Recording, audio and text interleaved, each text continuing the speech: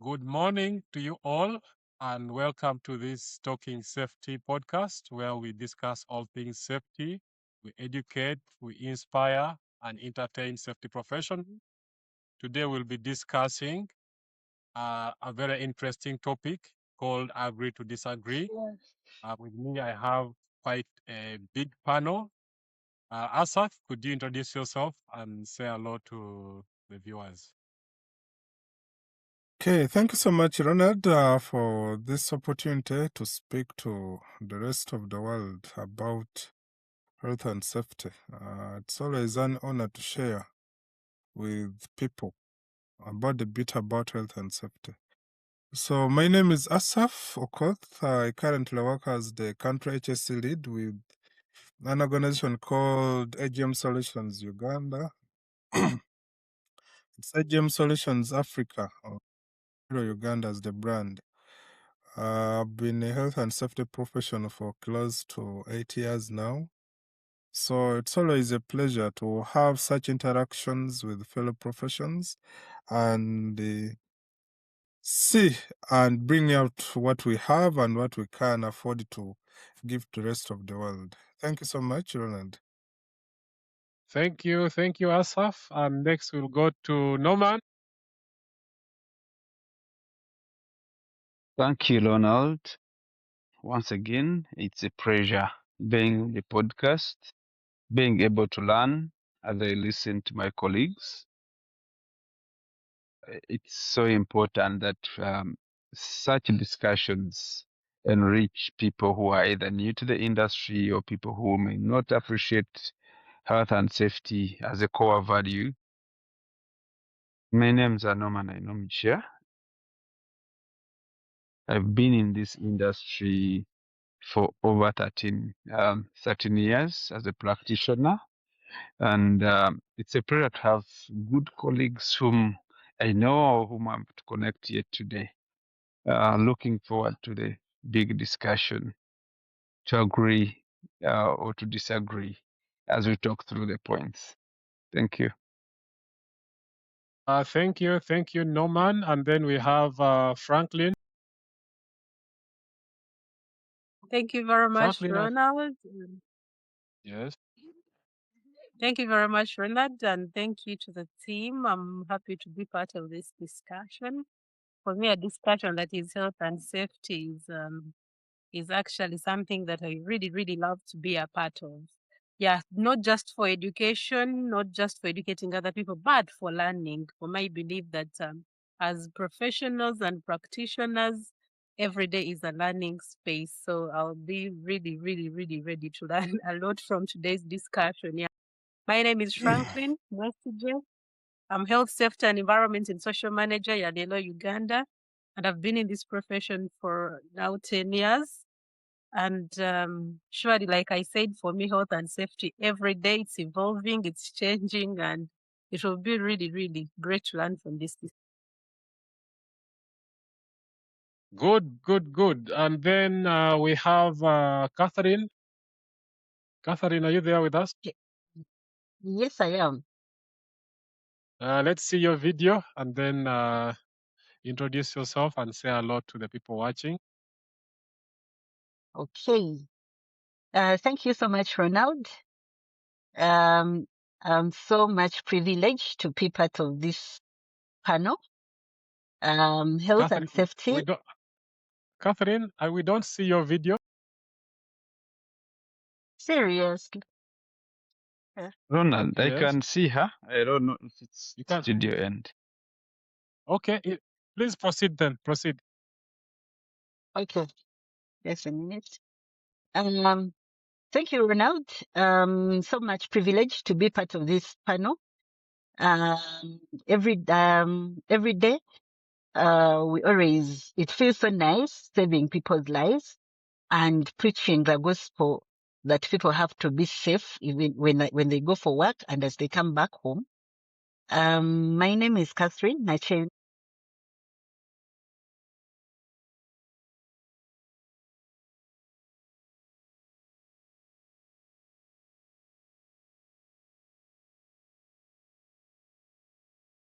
Years now, I've had an interaction with the oil and gas, with manufacturing, with power. So it is so much a privilege that we share out the information that we know about health and safety in the different aspects to people outside there, so that we drive a culture of continuous improvement. Thank you so much. Thank you, Catherine. And now we'll go straight to our discussion for today. So this session is called Agree to Disagree. So we'll go through different statements and different beliefs that exist in health and safety. And each of you will have an opportunity to submit your view, whether you agree or disagree. And we'll be keeping a score to see how each statement stands up at the end of this session.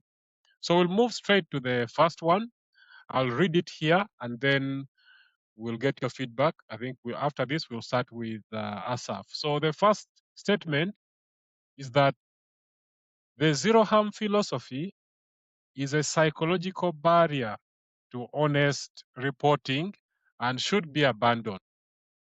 And the point that they're making is that zero harm is a dominant safety philosophy across a number of companies in Uganda and East Africa, yet it sits in direct tension with psychological safety and transparent incident culture. The statement will force a genuine clash of values between professionals and workers. So, what is your view on this? We start with Asaf. Okay, zero harm. Zero harm. I've been a champion for zero harm for the last 1 year in my previous organization. So Okay. I would say I disagree with the statement openly. Why? I believe zero harm is not just a word as per se that we should utilize the word zero harm as it is. Zero harm is a behavior. It is something that has to come as a commitment from individuals within an organization. It should not be just an organization policy or culture. It should be an individual acceptance that as I set off my day from home, because zero harm does not only work at workplaces. No, it starts from home. So I believe it is a mindset that should be taken up on an individual basis, not just organizational levels, to try and improve the safety culture within different workplaces. So I don't agree with it that zero harm can be a barrier at a workplace to achieve a proper safety culture. So, and it is not something that will really be a barrier to honest reporting and so on, therefore should abandon it. I actually believe that if someone takes up a commitment of zero harm within themselves, they should be able to find reporting on incidents and so on. Near misses, observations at workplace are something as simple as, because it's a commitment I'm taking up inside me to ensure that my workplace is and to ensure that my workplace is safe for me to work and I'm achieving zero harm as per se. So to the statement, I kind of disagree with it. Maybe other people might have a different opinion from what I have. All right. You disagree with zero harm being a barrier. Okay. Let's hear from Franklin. Thank you very much, Asa. I also disagree that zero harm is definitely a barrier. I think where it becomes a barrier is where people feel the need to achieve zero harm by hiding or not reporting information. And I think this is where the barrier comes in. If you use zero harm as an element to blame and to judge people and say, no, we agreed to zero harm, then where these accidents happening, that's where it becomes a barrier. But everyone understanding that I need to go to work or I need to be in a certain place and ensure that I do not get harm, I don't think it should be a barrier. I think where it becomes a barrier is on the approach and what you use with the information. You're driving zero harm for people to be able to understand that whatever implementation you're putting in place or whatever structures you're putting in place is to keep them free from harm. But if you drive it in the way that you do not want, then and you start blaming whoever brings up information like I've been harmed, this is what has happened to me as a blame, that's where it becomes an issue. But otherwise, if it is on transparency, but also on encouraging people to ensure that they are safe while doing whatever they're doing, it can never be a barrier. So let me get this straight. Are you saying it is a barrier? You're saying it's not a barrier. Just I'm come saying again, it's not please. a barrier. For me, I believe that zero harm is not a barrier. It is just making people understand that actually it is possible for you to go, do your work, and live safely. It's just a constant reminder for everyone that I can actually do my work and not get harmed. Yes, sometimes, like we all know, that we prevent or control hazards as reasonably practical. So sometimes there is that element that there is still an existing or residual risk that is there. And that is why I said, if someone reports that they are harmed, it does not mean that they did not try to prevent. Yes. So at that point, then you go back and say, okay, yes, we tried to solve or we tried to prevent as reasonably practical, but then it was not sufficient. But for me, I believe that when you drive it in a way that people have to know that, yes, I can do my work, I will not be injured, I can do my work, I can be more careful. And like Asaf has said, it's not about where you are, it's not just about work, it's about everything and how we live. Yeah. Ensuring that whatever you do, you think about not harming yourself first. Yeah.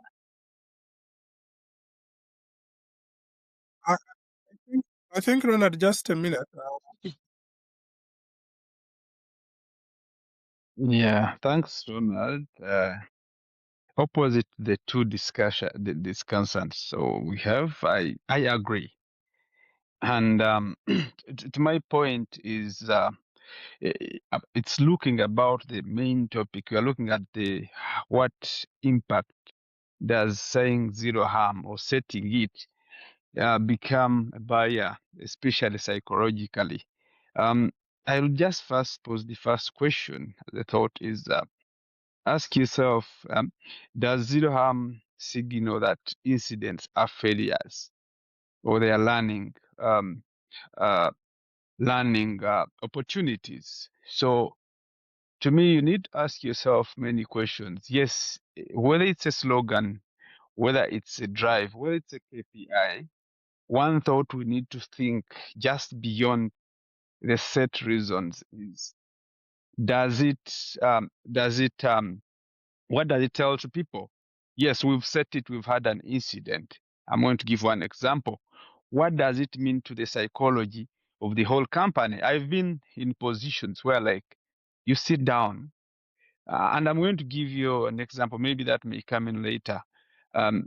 With companies which offer bonuses or everything, what do you think would it mean? I've seen the reaction of faces when an incident happens, and everyone knows we should not have one. That feeling that we've lost it because now it's no longer zero harm is the way it affects the minds of people. And maybe in the long run, if it is not treated properly, people tend to, where you're not, where you have no eyes, it may lead to people deciding not to even report anything. That's one. That's one point I may use. Secondly, what about if someone makes a mistake? What does that mean? And then now it's no longer zero harm. Means there's now already, it's a corporate, maybe spoke through by the CEO to say that we have zero harm as our drive, as our goal. And now I've made a mistake. The whole company has failed to achieve this. So I understand that someone would assume that without setting zero harm as a target, maybe we'll have many more. But to me, I'm looking at the level beyond when it happens and you have an incident. What does it mean to the minds? What does it mean psychologically to the people? Will they stay the same? Will they reset and now we go back to zero harm target? So that's the important margin, and it's a very thin margin. So that's where I disagree and say that it as philosophy, it needs to be treated properly in profession with engagement and a lot. Otherwise, it may create more consequences bitter than its intentions. Wow, wow, wow. Thank you for that submission. It's kind of aligns with what I had in mind, but not to bias the team. We'll move on to Catherine. Before Catherine comes on, can you guys see Norman's video? Yes, Yeah. yes. Yes. All right, perfect. Catherine, over to you. Okay. Thank you so much, Ronald. Yeah, this is a very big discussion. Actually, we have had it before. We have had this argument before in some places. Okay. From my end, I think I'll agree with Norman. I agree that if zero harm is not driven like with the right intention, it can actually create worse and diverse effects than we might expect. Number one, if companies are driving more of driving zero harm, we end up putting pressure on workers. I have been in a place where actually, Let's give her a second. But I think she was agreeing with Norman. Okay, I think the point that Norman made that, and this is very similar to the point that Franklin made, that how you treat this zero harm and how you use it in your organization will decide whether it is a barrier or it is a driver. So if you put promotions and bonuses tagged to zero harm, it might be a problem. However, if you put resources into systems to ensure that at the end of the day you achieve the zero harm, then it can be a positive. So I think it's where you put the money. If you put the money in bonuses and promotions and celebrations, it might be a problem. If you put the money into investing in safe systems, safe equipment, resourcing, planning, then it will be a positive. We will move on to the next. So for now, it is. Ronald, It is. It is. are we agreeing that is a barrier or we are disagreeing? If I look at the scoreboard, I see it's 50-50. We have 2 disagree, and we have 2 agree. yeah. Yes, But Catherine. Good. Let's allow Catherine to submit. Catherine, Yes, please yes. come again. Like I Yes. was still okay. I was giving an example. I've been in an area we've been biased more the bonus attached to zero incidents. So what would happen? Okay. The day we get an incident, first aid, you would find people don't want to report, or you would find people hiding the incident, so the bonus. And the other thing, the moment someone would report that there is an incident, first aid case, my God, you would see how everyone would penalize this person. People would look at an individual feeding the company.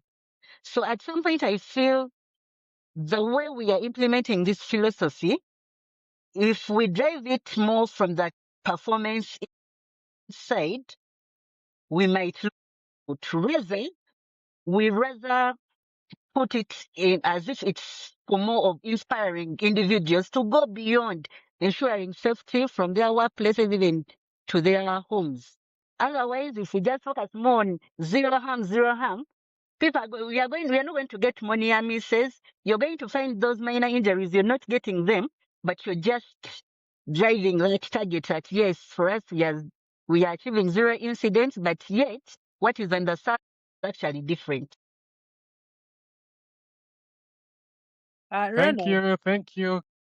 Yes, please, Franklin. Ronald, and Yes. it actually beats me that you can put a bonus based on how many incidents you're getting. You know, it's I think for me as a That's a safety practice. practitioner, that is. I think as a safety practitioner, that is not something. Yes, we have bonuses attached, and I think there's a discussion about that somewhere. That's why I didn't want us to go to that discussion.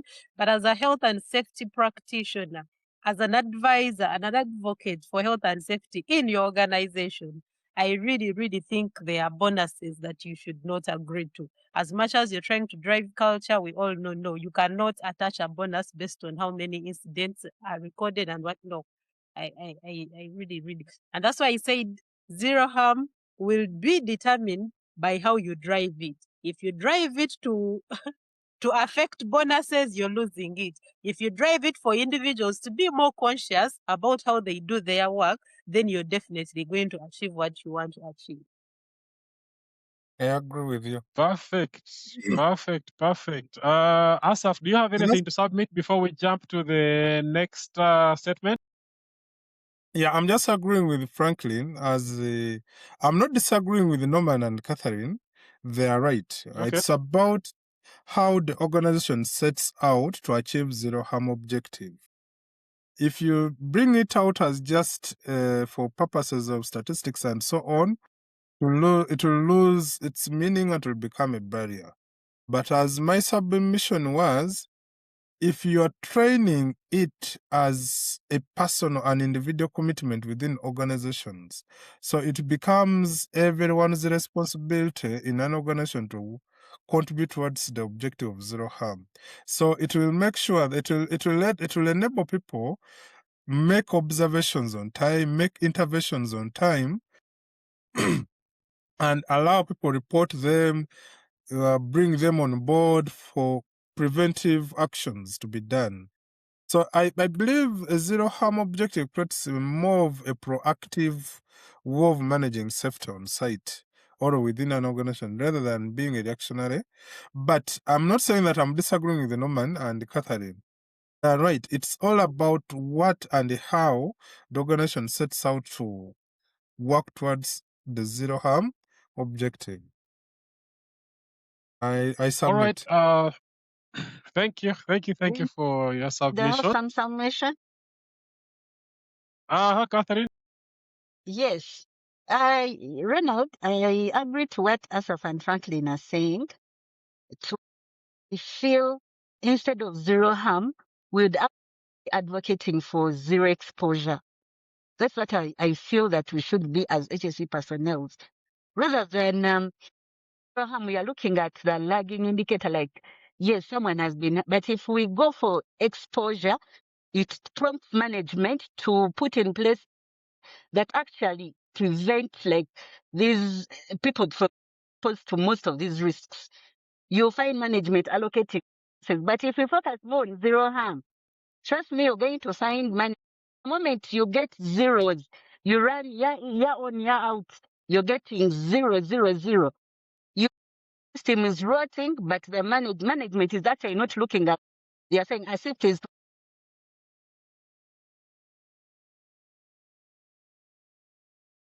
meat.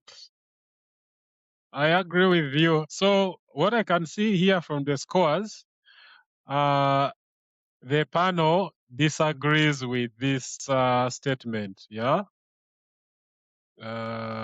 Yes, that it's not a barrier. However, it becomes a barrier in how you apply it as an organization.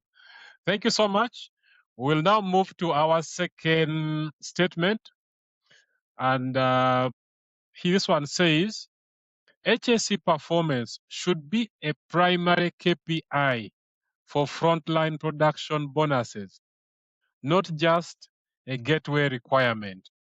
And the explanation is tying safety to financial reward either aligns incentives or corrupts data. The industry has compelling evidence for both outcomes. This is especially charged in oil and gas and construction environments where productivity bonuses already dominate the culture.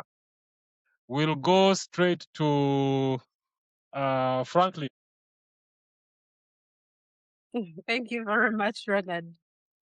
I will approach this in this way because I believe that for all of us that have practiced health and safety, it's also very hard to get people to drive health and safety unless it's attached to something that that is so dear to them.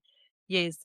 And like I said in the previous statement, if health and safety is not attached to bonuses, it means that then production is attached to the bonuses.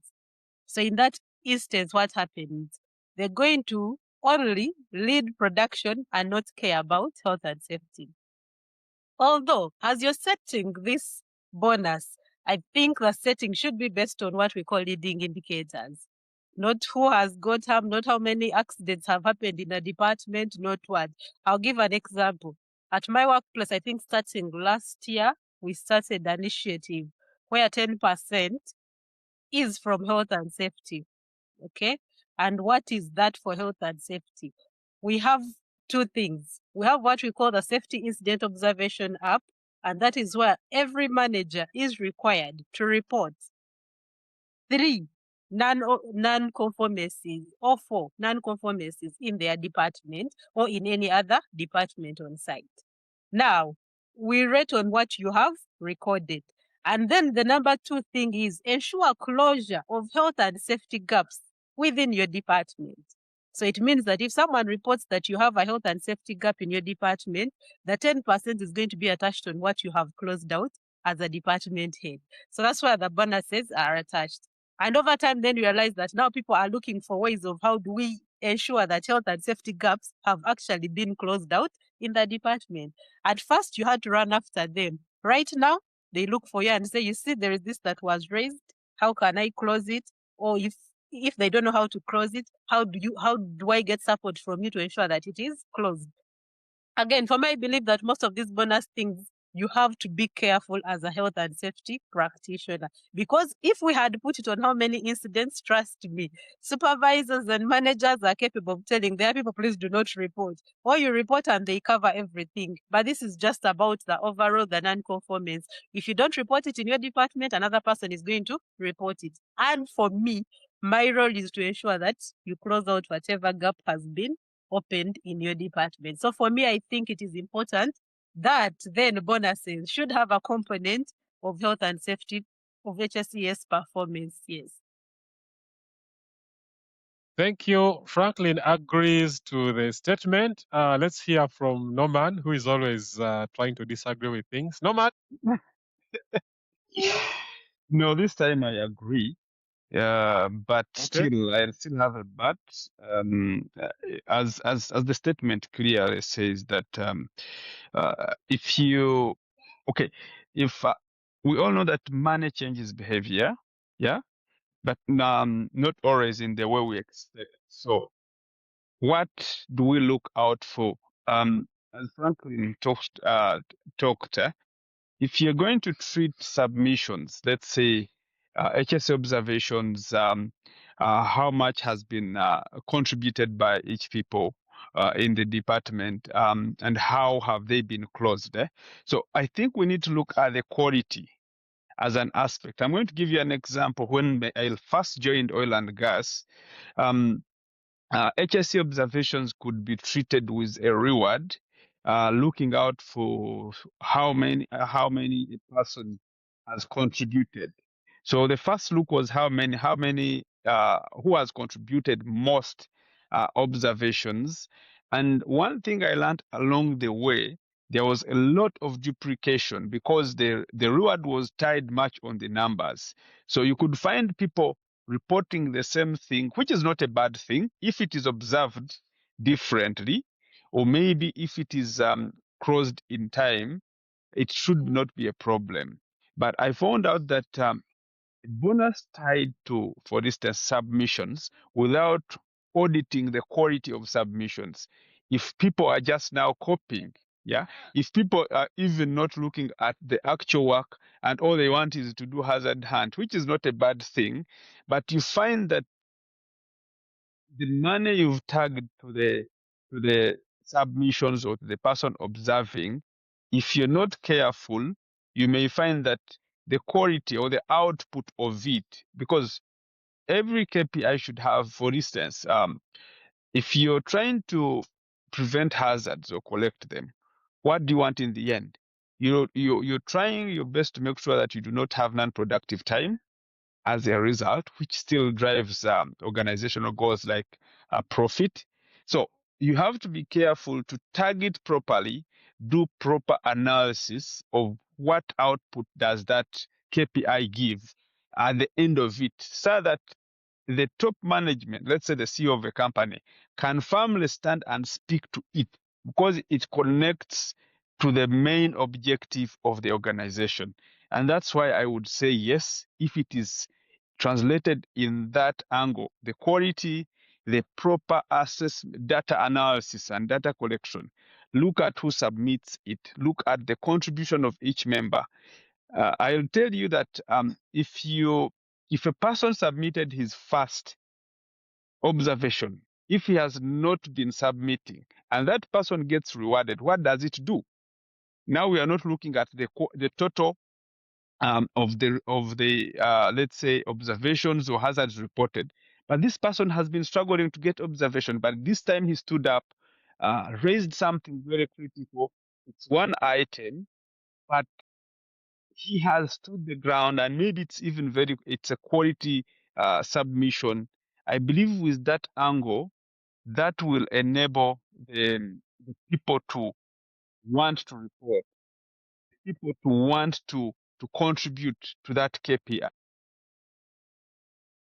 Thank you. All I right. don't know if we've Thank you. I think Norman, what you're saying is you're also agreeing with Franklin that KPIs are good, but we should be very careful as safety professionals as to what we indicate as KPIs, because it will drive behavior and drive the safety culture in the organization. All right, thank you. The next lady, Catherine. Okay, thank you so much, Ronald. I think I will agree to some extent and some extent disagree. Okay. At first, if you happen to be in an organization where the safety culture is just starting, linking bonuses to HSE targets is very good.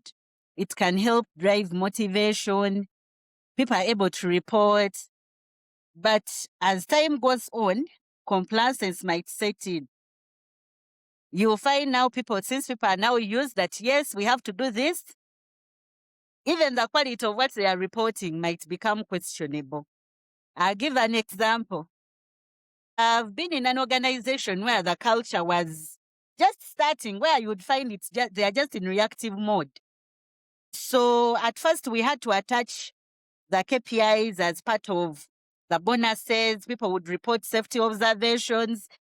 People were very active. But as time went on, it became a tick box. People started ticking. Even you would look at the quality of observations that is being raised when it's questionable. So at some point, bonuses, yes, are good, but I think we should drive more of the intrinsic motivation, where people get to know why are we able to drive this safety initiative, rather than linking it basically on bonuses. You see, sometimes bonuses can actually, if we make people get used to that extrinsic, that yes, for everything you do, there is a materialistic gain you have to get. Somehow people just do just to get that bonus. But we, as HSE practitioners, we should be able to drive the motive as to why people should act safe.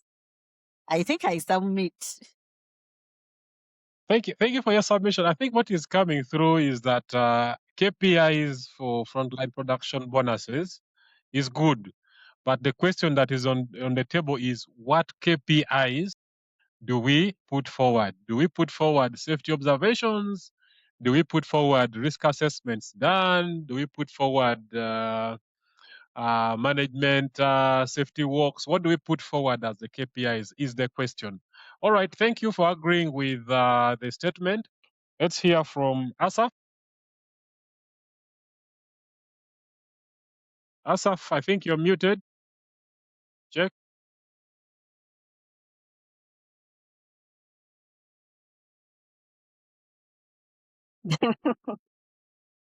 Start by disagreeing first, because I'm very interested in getting at least one disagreement.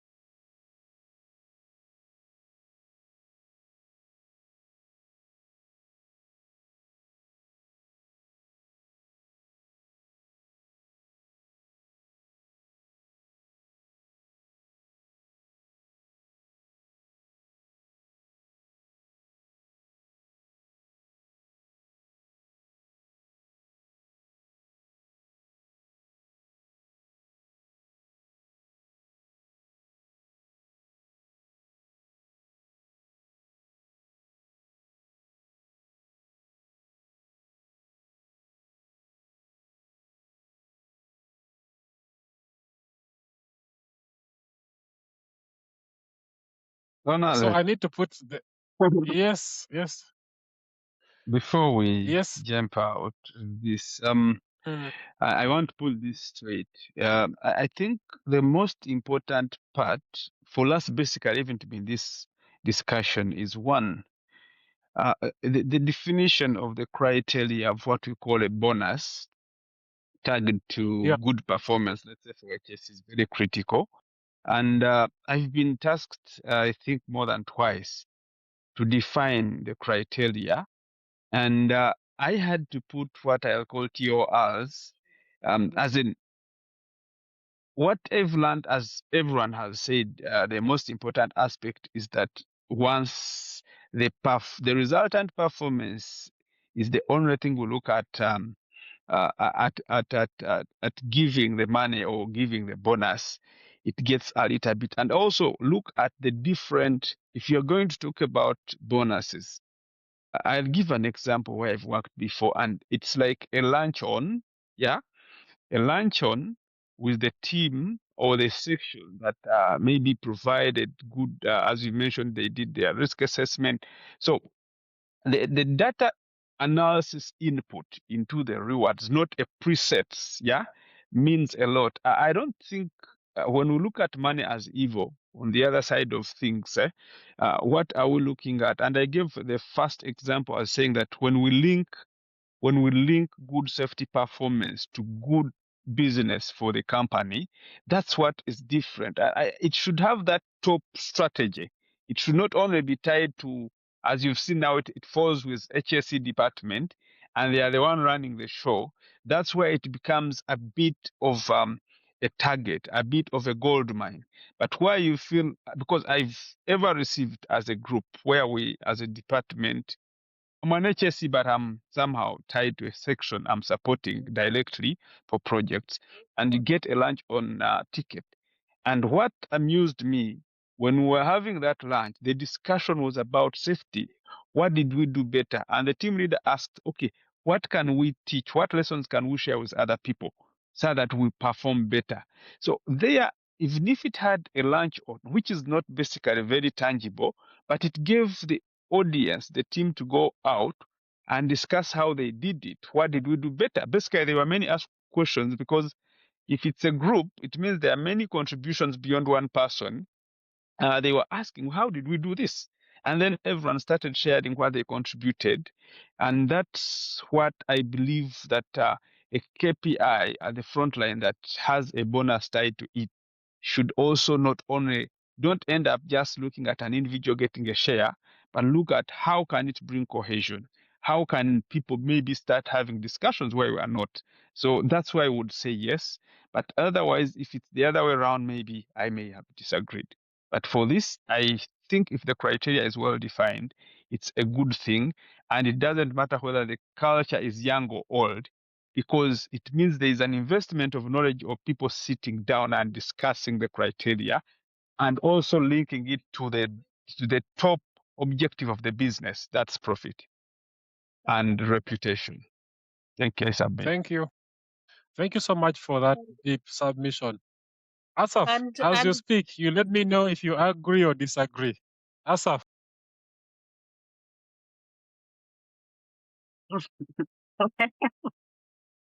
maybe Yes, frontline. Ronald, there is something that Yes. there is something that we are all neglecting, okay? And that is on the performance. We all know what KPIs are. Yes. KPIs are key performance indicators. So whether it is an old established culture, an advanced and whatever, we all know that at the end of the day, even when you include health and safety or not, people are still going to get bonuses anyway. So how do you make people it's better to add safety? No, how do you get people to start thinking that health and safety should be a part of their job? Because if something is not on my KPI, myself, I would also completely ignore it. I'd say, you know what, Correct. I don't care, I don't mind.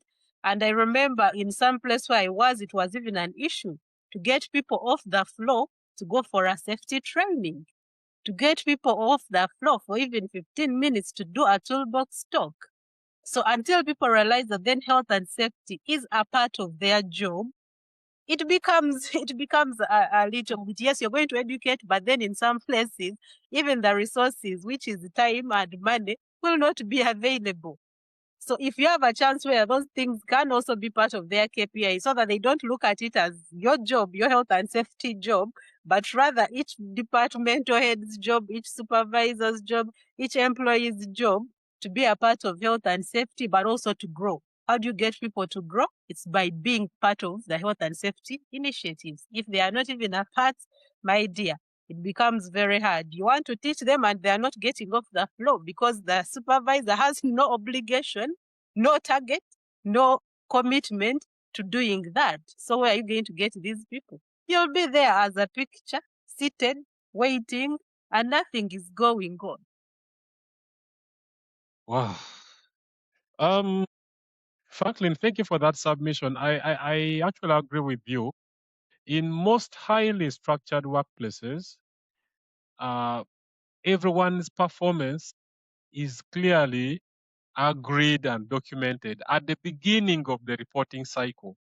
So if something does not appear in what was agreed that the person's performance would be measured based on, you can be sure that it will not get done, unless if it has other reasons for it being done. So I agree with this statement, which I think we all do, that KPIs for safety need to be embedded, not just in frontline workers, but across everyone in the organization. They need to have something against which they'll need to be measured. And we have all agreed that now the onus falls on us as safety professionals to define what we will consider valuable and meaningful and beneficial KPIs.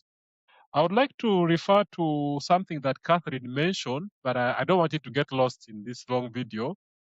She talked about the the level of maturity of the organization. So right now we may be criticizing the number of safety observations reported, but depending on where the organization's culture is in its development, it might actually be beneficial. You might find that, yeah, they are reporting multiple and they're duplicating observations, but through that act, you have locked in their minds that safety observations need to be reported and they have learned how to report them. Then maybe the following year, you can improve on it. Yeah, just similar to at Sunday school, when you go to church and Sunday school, in Sunday school, they give biscuits, they give sweets, but they don't do that to in the big people's church. Yeah, except maybe once a month when there is Holy Communion. So I think it's the logic here is you're trying to get the kids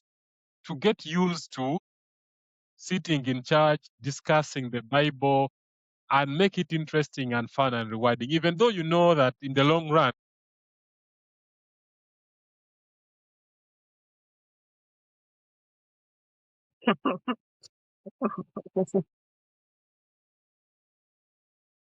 No, we can proceed. Okay, so this next statement directly attacks our departments. It's saying a dedicated HSE department reduces safety ownership amongst line managers and site supervisors. I don't think I need to go into the detailed explanation. It comes out clearly. So who supports that? Kaki should begin this conversation. Catherine, today you go first.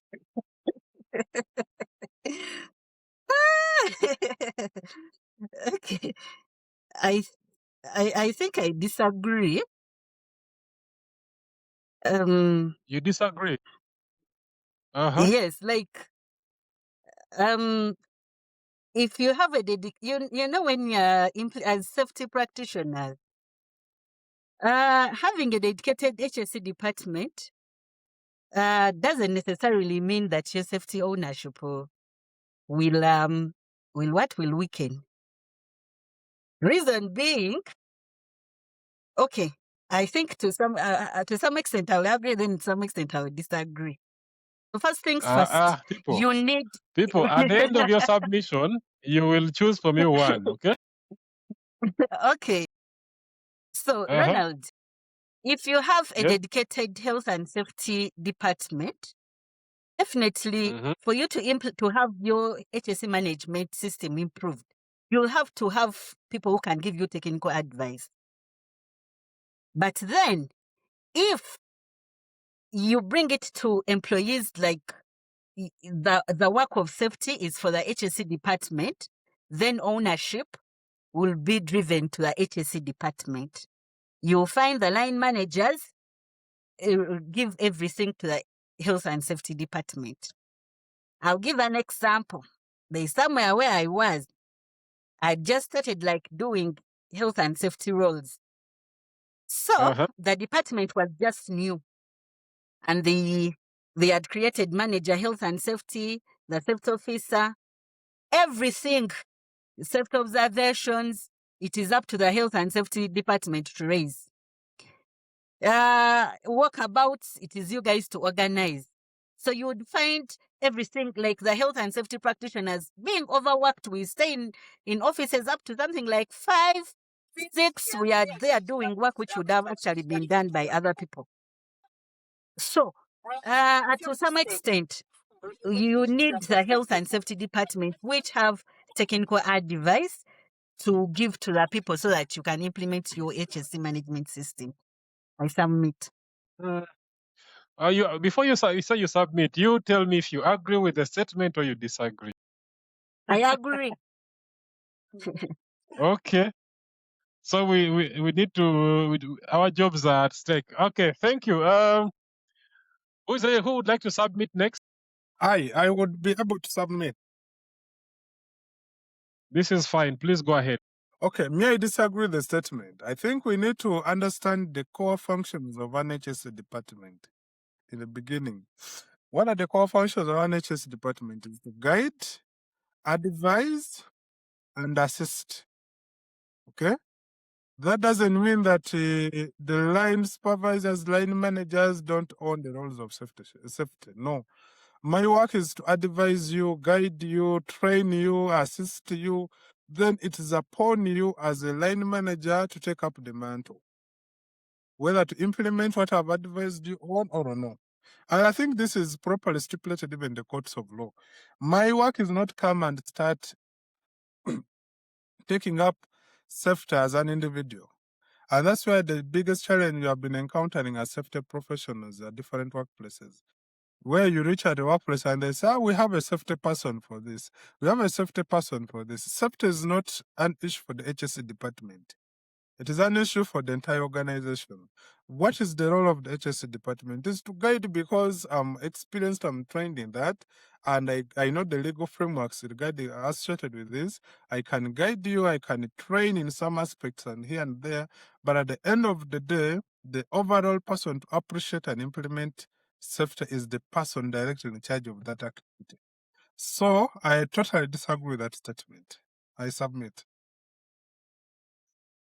Well, Asaf, Yes. I appreciate your disagreement, but what have you seen in practice? In practice, what I've seen is what I've said, is that we are facing challenges where they think when you reach at a workplace, everything concerning safety, it is for the safety personnel at site. And that's where Catherine's point is coming in, that it now tends to be an obstruction to the rest of the people, because after all, they think it is not my responsibility. There's Asaf, who's the safety manager, the safety officer here, who's responsible for that. But me, at every organization where I am, I advocate for one thing. Safety is not an individual ownership. It is a collective organization ownership. Everyone has to play a role. My work is to guide you. How do you play the role? What does the law say? Because at the end of the day, I've been telling these people that at the end of the day, when we go to courts of law, they will ask you as an individual, what has been your role in this, to ensure that you're creating a safe work environment for the rest of the team. So in practice, is an issue for the safety personnel, and that's why it is becoming an obstruction. That's why Catherine would say she agrees with the statement. But me, I totally disagree. Thank you, Norman. So, thank you, Asaf. So we'll hear from Franklin, and then Norman will summarize. Franklin? It's at this point when you don't know whether commitment is a good thing or a bad thing. Yeah, because because I think commitment, first of all, is a positive. But as a health and safety practitioner, I think you have to know what you're committed to doing. Yeah. But from this statement, I think mostly, even when you look at most people's contracts, health and safety managers, health and safety officers, what is in that contract? Carry out inspections, carry out audits, do what? You find that everything about health and safety is actually put on top of you. Those things of Asaf monitoring and doing what, they don't exist on your contract, actually. So it means that these people are looking for someone who's going to carry the whole health and safety department to them. Yes, committed is a good thing.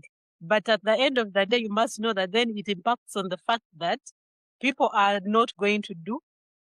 Even when you're saying observations, people say, health and safety, you're making us do your job, So you have to be committed to educating people, to understanding what actually health and safety means to each individual, to getting to drive or to improve the safety culture, opinions of people being entitled to their own health and safety and taking charge of that. I think that is what is important. As of what, I think that statement is actually very true, because even when you look at what people are giving us as contracts, surely they are looking for a committed health and safety person who's just going to carry the whole department on top of their head, and production and every other person is doing their own things that are not composed or comprised of health and safety. For me, I think that is very, very, very true, especially in our setting. And I believe that is just because the health and safety culture in itself is not mature enough. Thank you, Franklin, for agreeing with the statement. I think from this discussion, we might need to have a separate session where we are distilling what the role of a safety professional is in an organization. Otherwise, we may be misused. Yeah, where they say that thing is for HSC. You go to HSC, HSC, and they bring you in at the wrong time. All right, Norman, over to you. Thanks. I don't know at which angle to tackle this. You disagree. But one, I think this is not about protecting our what we've taken as a specialization. And I just want to tackle it as it is put, really. It doesn't mean the department should go away. I'll maybe have that disclaimer, but I want to be from the statement and from Franklin's view, for instance, where your contract defines and say this is you have to ensure that the risk assessments are done. You have to ensure that you promote awareness, and that means the shoulder of the heavy weight of driving safety is depending on the department. And to some people, a department is one person. So you imagine a company of around around 500 employees, and you either have one person, even if they are 10, that ratio is a question. So I want to look at two things. I know one may result the other, the word ownership, and the next one, accountability. And I think they all form part of, for instance, what Franklin has said. At the end of it, if something bad happens, an incident, it's a question of who is accountable. But I think when we're developing safety culture, before we rush to account people, the question is, what are the processes in place? What is in place for, let's say, for Norman as an HSE manager or Norman leading the department? How is it defined clearly in the management organization? I'm going to give you an example. You have a company, it has 20 sections, and each section has got monthly catch-ups or monthly meetings. So the question is, what is the agenda? What is discussed in those meetings? And who is responsible for that agenda? Is they discuss production. They discuss KPIs put forward for them. They look at the monitoring. So the question is, if you're going to look at the dedicated department, yeah, to be the one to take on the mantle of ensuring that HSE is let's say HSE is promoted, you ensure that people are protected. I believe it will take out the promotion. It will take out the other supervisor, the other departmental heads having a shoulder to carry. So you have to define it clearly. But if in the concept of the organization, it is about assigning a department, and one thing I believe is why management systems now come handy. The difference is that it defines ownership. It defines the contribution of a member, the contribution of a section. But in this case, if we are saying that yes, we've hired Norman, Franklin, and Ronald to be the HSE department, and they have the shoulder to carry, and that's it. And now the next step is accountability. Then I would agree and say that that will take away the ownership of health and safety. Though on the contrary, sorry to go the other side, I've already made a decision. I agree to that statement, but maybe for clarity, for someone to hear a little bit more, someone should know that there's a need for specialization. However much the company may mature and have everything, I take time to research. I take time to compare mature systems, which may not be the case where we maybe say that everyone does everything. Yeah, the same way you'll have a production manager who, if we have systems which are like industrial, it takes time to understand their fundamentals. So is the HSE department. So I think it depends on how the company integrates safety. It depends on how a company looks at a department. But I also believe there is no department which should be totally accountable or independent in any business process. I believe of an integration, but for the matter of the discussion, I totally agree that once you just keep focusing, throwing everything at the HSE department, everything can be wrong. Just the last statement I want to put forward, maybe to us, yeah.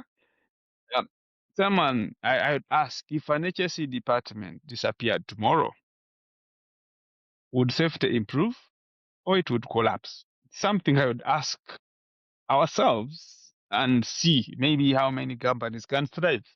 It's a question maybe our listeners or people in this room can think about.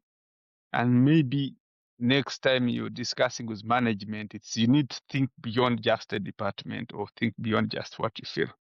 I submit.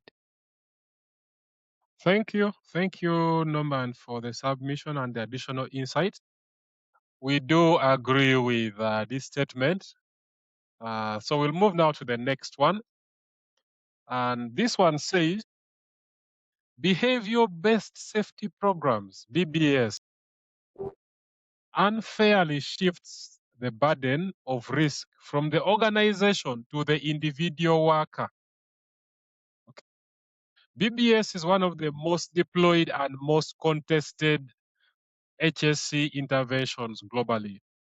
The fault line is not just methodological, it is political, touching on power, liability, and whose interests safety systems are ultimately designed to protect. So, do we agree or disagree that BBS unfairly shifts burden of risk from the organization to the individual worker? Who would like to attack first? I can. Yes, Norman. Yeah, behavior-based safety, yes, and its advocates, as I would start, if not treated as a tool inside a system, and I'll insist by starting that, then it will shift the responsibilities, or it would shift the burden of risk from an organization to an individual. So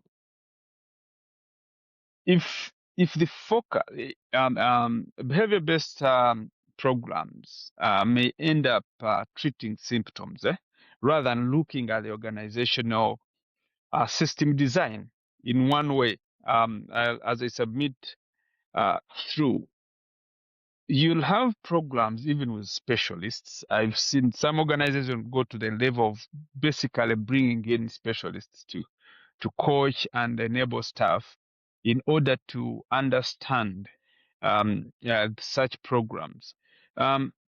However, the question is, who is an individual to an organization? That's one thing. How does that individual relate to other individuals and then collectively as an organization? So as we focus on looking at the individual, the perceptions, and things that may result into, yes, promoting culture, but while not looking at a bigger picture of the whole system, yeah, from design. For instance, we looked at an example of bonuses, yeah. So how individuals feed into that, yes, may be important, but on a bigger picture, like as I gave an example, the final drive of what those focus on individuals towards the general goal of the organization, for instance, making sure the organization makes behavior, will at one point be questionable, because you're studying how people believe into this. You're doing surveys which are individually driven. You're looking at how a person enters an organization. What does he brought in as an individual?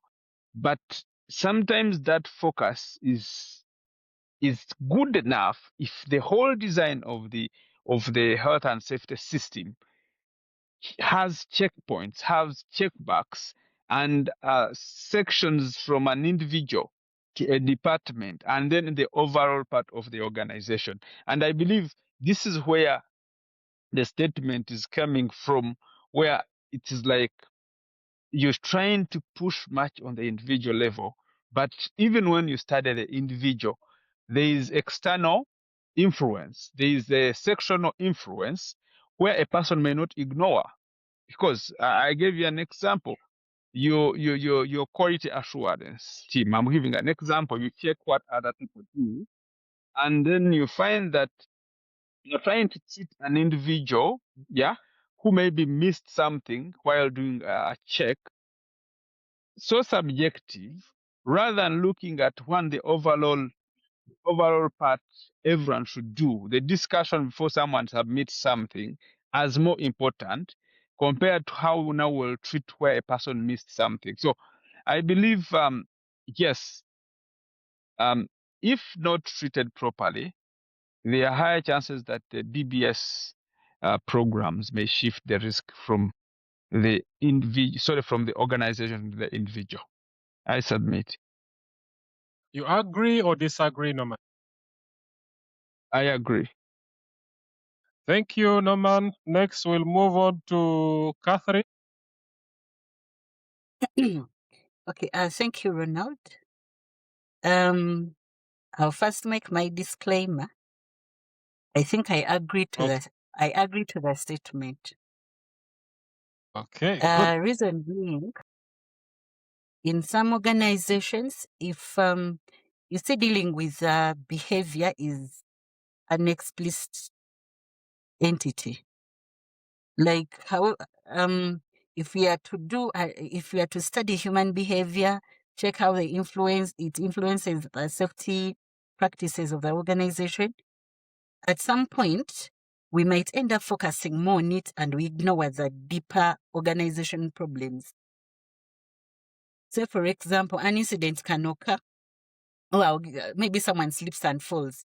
The first thing will be like, that one slipped. They will just put it on the human being that maybe this person wasn't careful, or he was speaking while walking on phone, but forgetting the management controls you've put in place.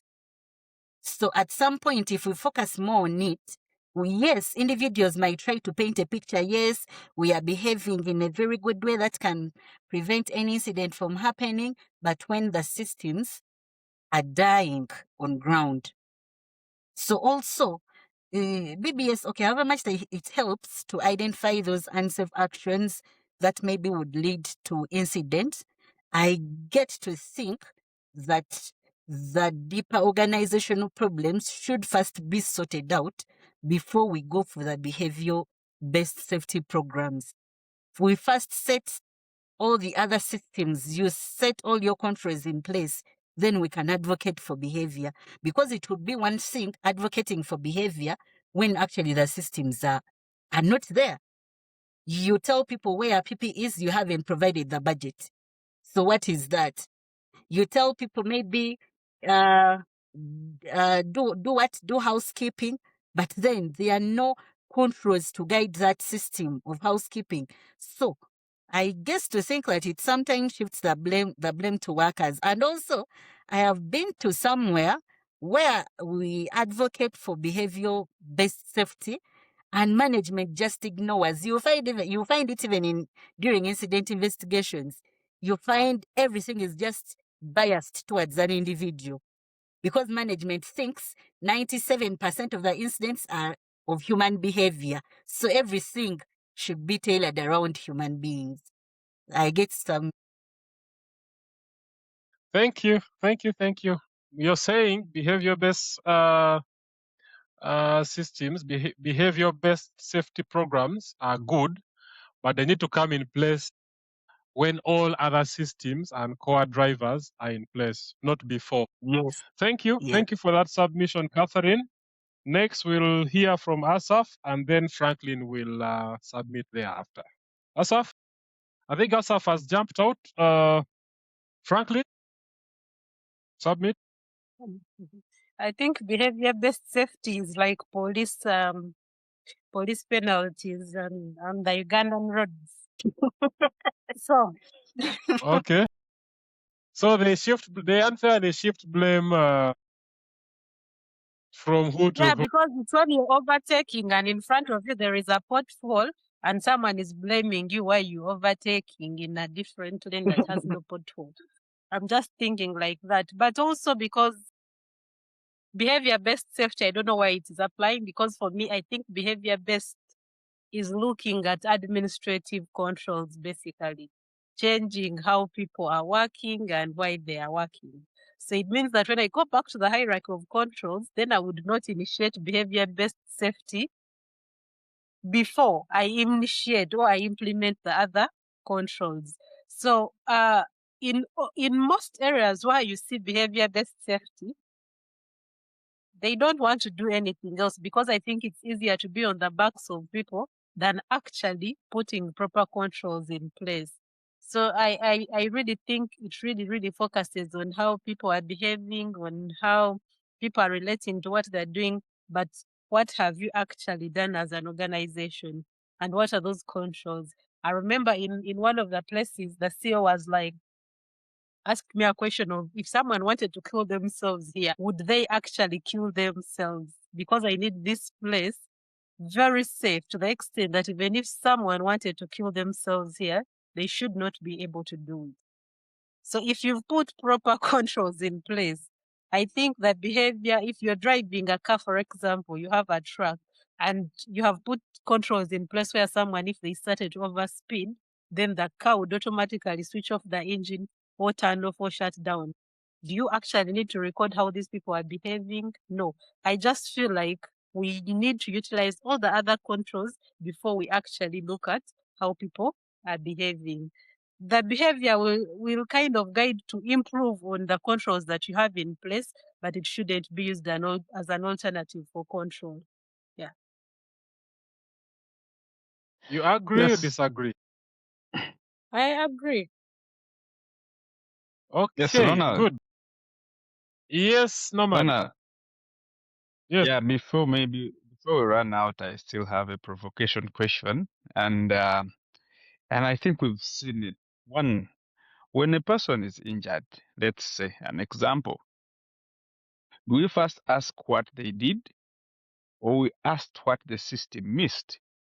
How many root We causes asked have you what they seen did. that are human? What they did. Yes, yes. Yeah, you get me. And how many root causes have appeared to be human error, which in real sense doesn't exactly apply? Usually, the root causes stem from the whole system, as people have. If you are implementing your hierarchy of controls, you need to have the engineering. You need to have substituted the old mileage vehicle. So if a driver who is 50 years, 30 years in experience is driving a 200 kilometers mileage vehicle, truly, why would behavior be the first place when we well know that the equipment, for instance, is driving is still, because in this case it's what the company has, and then you want to treat his behavior, for instance, of not checking the vehicle properly. An incident happened, and now that you find that you are saying that this guy did not check. Between me and you, by the time the guy was climbing in the cabin, the oil leakage maybe started because the vehicle is out of. So to me, BBS can be a tool to supplement other major controls, but if it is treated as the main tool, as looking at, it will shift the risk to the people, and maybe that's why you have many consultants, specialists coming to speak to people than you investing in engineering, in proper management systems, in making sure people understand. Basically, people appreciating the value of investment, because as we've mentioned, decaying plant, if let's say it's a production plant, should not dedicate its money from getting an inspirational speaker or a BBS person to come and talk to people, because there's a lot of people not reporting things because people have reported and reached the point of not seeing any change. So now human behavior, by the way, gets now wild, and people start doing things to see the plant shut down.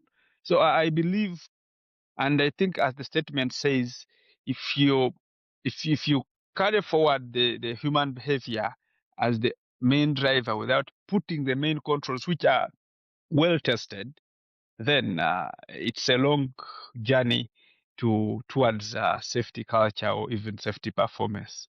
And I totally agree that we need to treat the fast systems, the equipment, the setup of the workplace, and then we can bring in the BBS. I submit. Thank you for that submission, Norman. And colleagues, I would like us to end our show here. I understand that we still have many statements, but we have now exceeded 70 minutes. I think we can organize another session where we will continue, but this has gone on long enough. I thank you so much for coming on. We will end here.